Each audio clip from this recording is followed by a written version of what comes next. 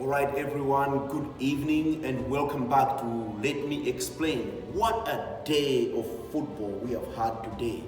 And so this is a show where we talk about the different things that are taking place in the world of football, especially right now, zeroing in on the ongoing World Cup in Qatar. My name is Noelo Musicha and let us get started.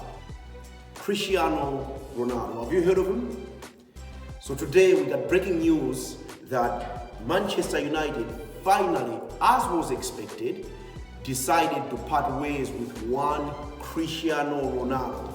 And if you are not aware of this news, last week Ronaldo and Piers Morgan released an interview in which Ronaldo pressed down Manchester United, the owners of Manchester United, as well as some of the players at the club. United took exception to that and they finally terminated his contract.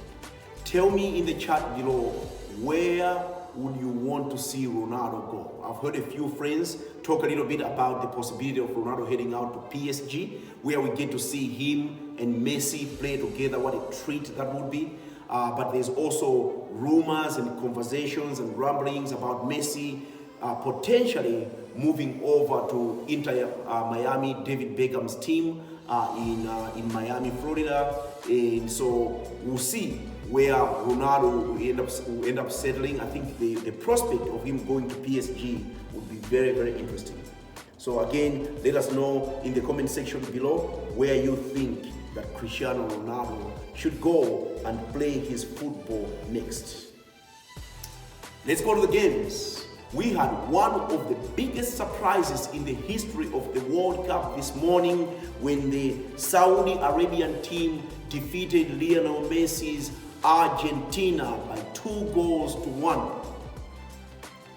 A lot of people have said, and I believe, that Argentina is at least one of the top 3 favorites to win the World Cup. Argentina are coming into this World Cup having not lost, having an unbeaten record of 36 games in playing against what was supposed to be lowly Saudi Arabia.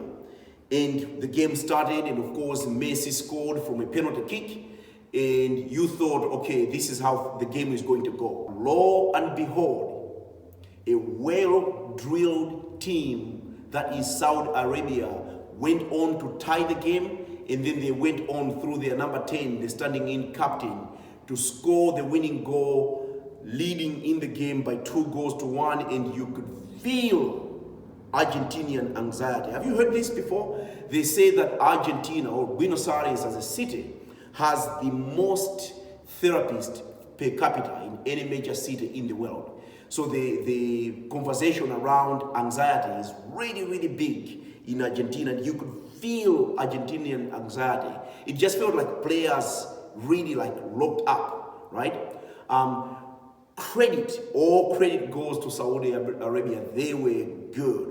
They were good. I was very, very surprised that they opted to play a very high line.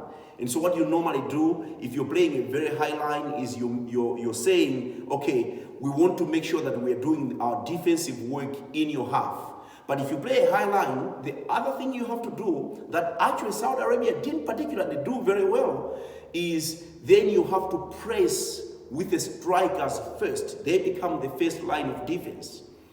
There wasn't particularly a high press on Argentina, and the line here was high, and I was very surprised that Argentina couldn't actually figure that out, to be able to play the through balls without players being caught offside, and so they got caught pants down in the game.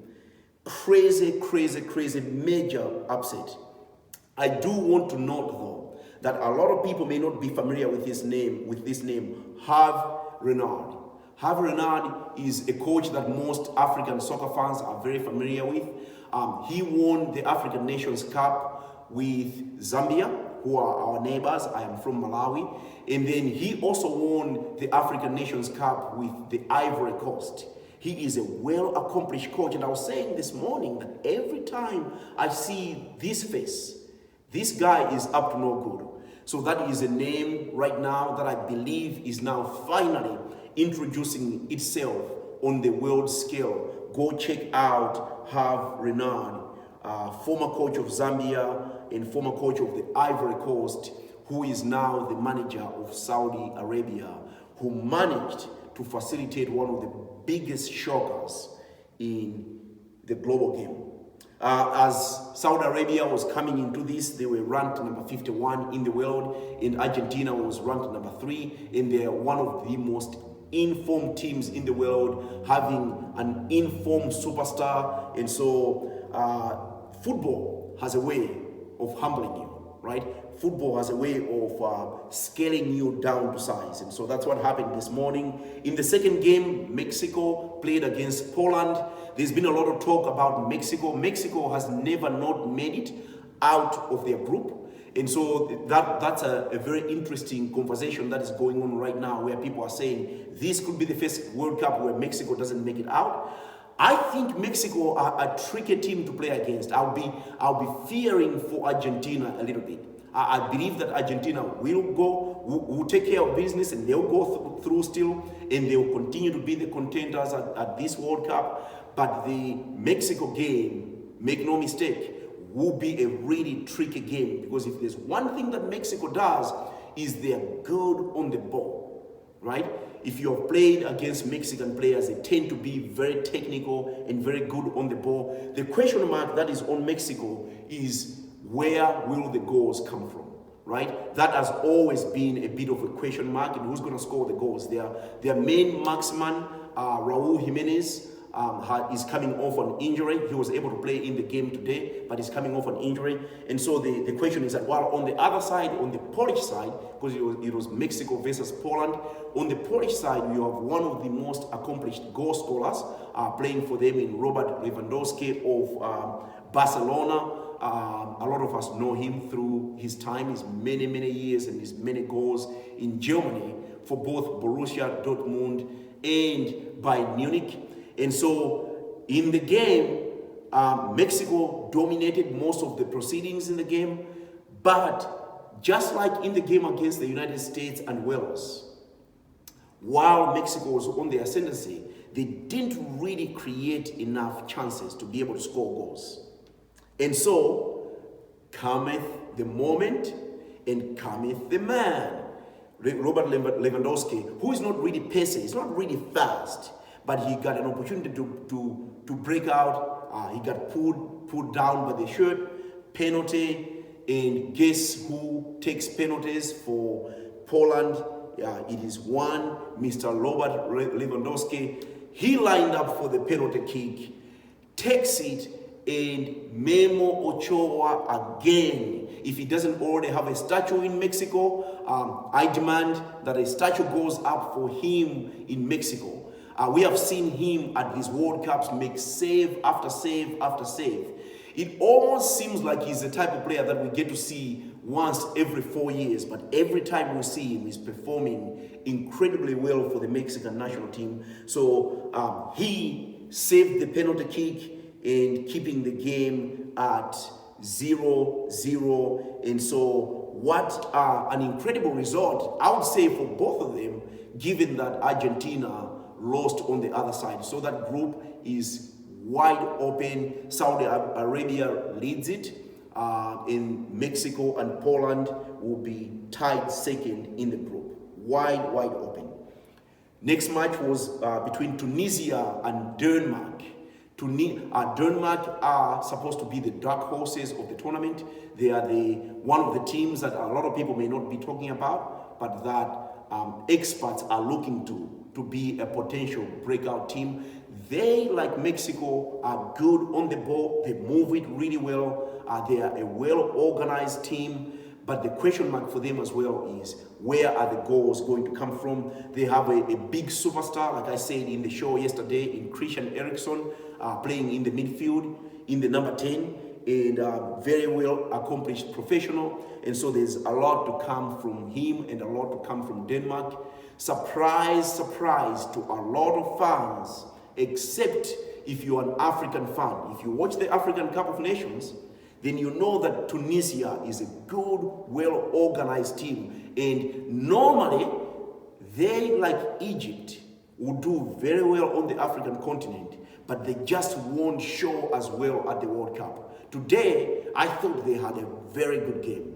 I thought that they took it back to Denmark, and at times pushed Denmark back, had some really good possession, and with, the wingers were nice and, as we say, high and wide, to give the team an opportunity to be able to play in the middle. I like that. I like when the wingers go high and wide, because what happens then is that we can compete in the midfield. And so you can see, if you are able to do it, you can see if you are unable to match up against the other team, then you have to make changes in the middle. But I don't like wingers coming in and getting involved too much in the middle and giving us no option to have 1, 2, and 3 outlets in the striker and the 2 wingers.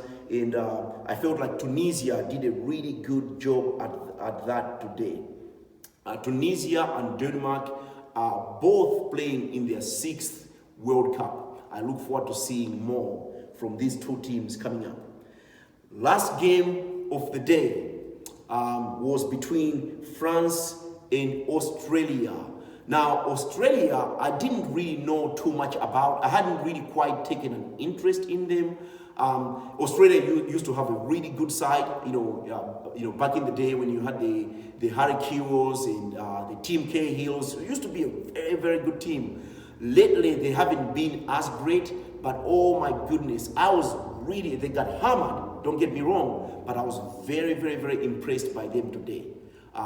Ranging in from how they were not afraid, they weren't sitting back and allowing France to have all the ball. They actually, at times, in the first half especially, took the game to France, kept the position really well in the midsection of the game, moving the ball around well and getting an opportunity to create the first goal of the game, which was a banging cross and an incredible strike up into the roof of Hugo Lloris, 1-0 to Australia. And then suddenly you started to think, this might be the reason why this French team isn't as rated coming into this World Cup.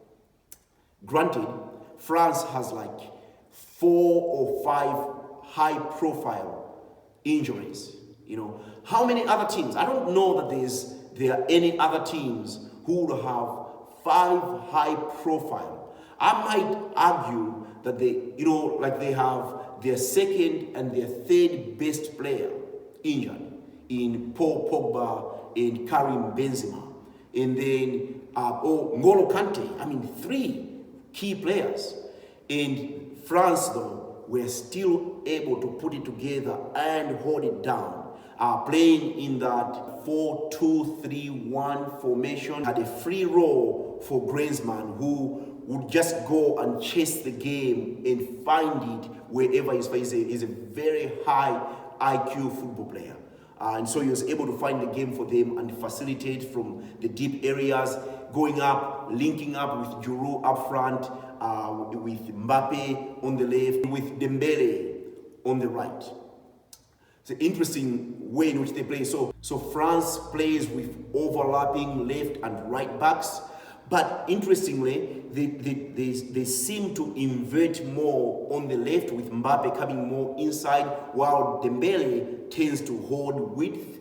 And so, their movement is just a little bit blinding. So France was able to see the game through via goals by Rabiot, 2 goals by Olivier Giroud, and a beautiful header by their Maximan, Kylian Mbappe, 4-1 to France. The French were able to remind everyone, but wait a minute, we are still here. We are defending champions. And yes, we know that defending champions don't normally win the cup again the following year, but we are here to rewrite history. So an incredible game by the French and the defending champions, 4-1. Do not miss out tomorrow. We have some incredible games. Morocco plays Croatia. That promises to be good. Japan takes on Germany.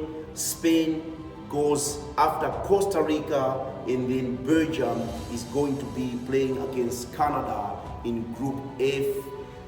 Make sure that you tune in, and before you go, make sure that you subscribe, that you can be in tune with the many happenings around this channel. I have been your host. My name again is Noel Musicha. Stay excellent.